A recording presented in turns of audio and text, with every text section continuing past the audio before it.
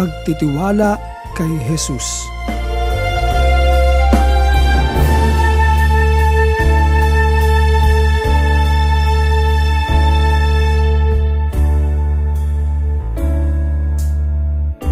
Sa Ebanghelyo ngayon ay makikita natin ang pagbalik ni Jesus sa may dalampasigan ng lawa ng Genesaret upang turuan ng mga taong nag-aabang sa kanya na marinig ang kanyang mga salita.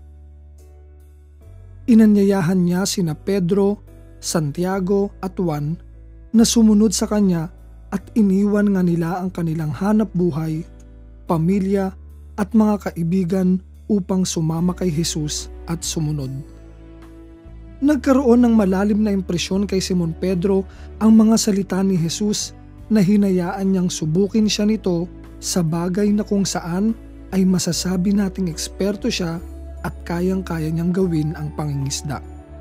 Buo sa isipan niya na alam na niya kung kailan at paano mangisda na hindi na niya kailangan pa ang payo ng iba.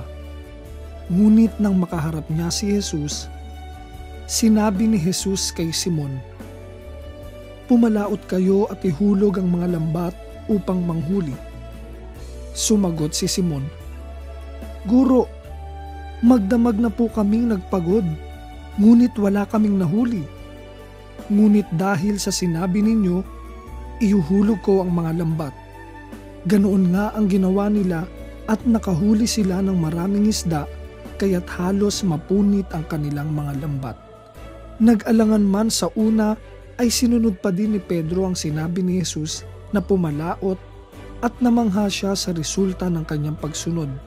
Kapag tinanggap natin ang mga turo ni Jesus, natutuklasan natin kung gaanong kamakapangyarihan ang salita ng Diyos.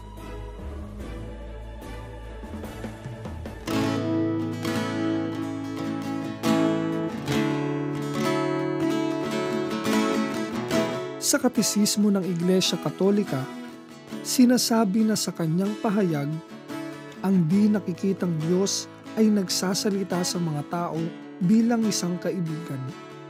Dala ng kanyang dakilang pag-ibig at nakikipamayan sa kanila upang akitin sa kanya at makiulayaw.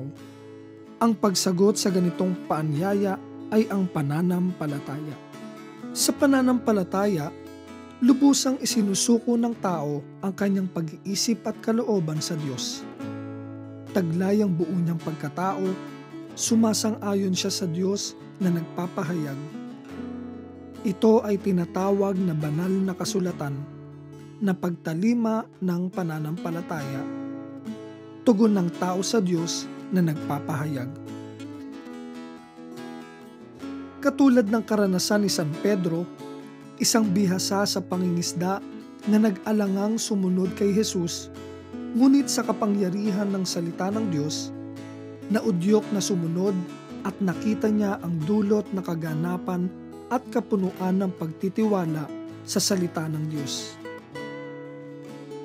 Sa panahon natin ngayon, napakahirap na magtiwala sa mga salitang binibitawan sa atin, lalo na sa mga kandidatong nililigawan tayo para sa ating boto.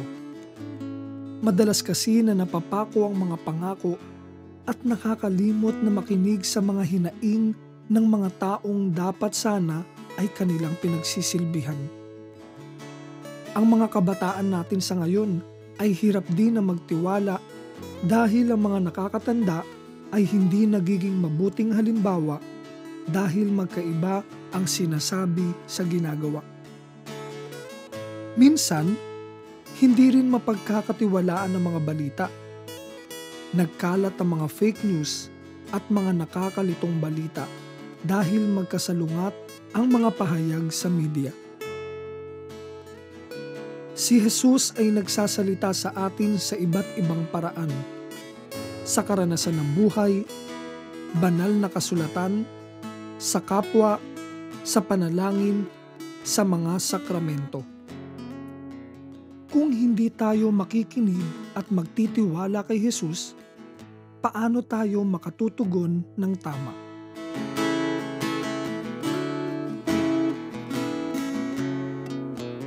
Paano paano natin mapapalalim ang pagtitiwala kay Jesus? Bilang isang binyagang Katolikong Kristiyano, ano-anong paraan kaya ang maaari natin gawin? Una, maglaan ng oras para sa panalangin at manahimik upang marinig ang mensahe ng Diyos at gayon din maipahayag ang iyong mensahe para sa Kanya. Ikalawa, ugaliing magbasa ng Biblia araw-araw kahit isang chapter ng isang aklat mula dito. At ang ikatlo, maglaan ng panahon para sa pagdiriwang ng mga sakramento, lalo na ang pagdalo sa banal na misa kahit tuwing linggo man lang at araw ng Pangilin.